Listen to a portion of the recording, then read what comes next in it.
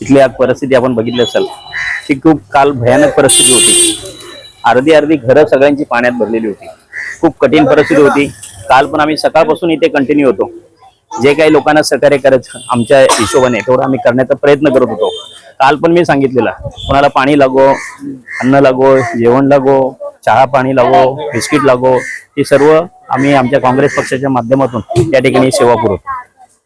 ही इथली परिस्थिती जी आहे, आता पुन्हा ती रोगराई होणार आहे, काही गोष्टी ज्या हे होणार आहेत, यासाठी आम्ही आता पुन्हा आरोग्य शिबिर हे करणार आहोत। त्यासाठी आमच्या सोबत आमच्या मिनॉरिटीचे अध्यक्ष सलीमभाई शेख आहेत, अशफाकभाई आहेत, सर्व जी मंडळी इथले स्थानिक कार्यकर्ते आहेत, कालपासून अहोरात्र इथं मेहनत घेत आहेत। खरोखर नागरिकांची एक कठीण परिस्थिती आहे। मी नागरिकांना आवाहन करतो की तुम्ही काही असं उलटी जुलाब असे काही प्रकार जर झाल्यात तर तात्काळ आमच्याशी संपर्क साधवा किंवा आपल्या महापालिकेच्या ऑफिसशी संपर्क साधवा।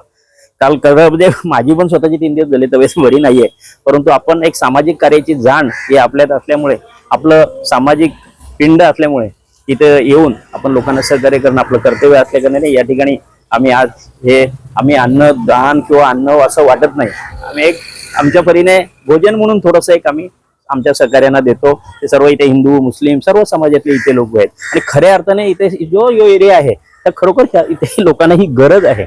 अशा लोकांना या ठिकाणी आम्ही काँग्रेसच्या माध्यमातून या ठिकाणी ही व्यवस्था केलेली आहे। धन्यवाद।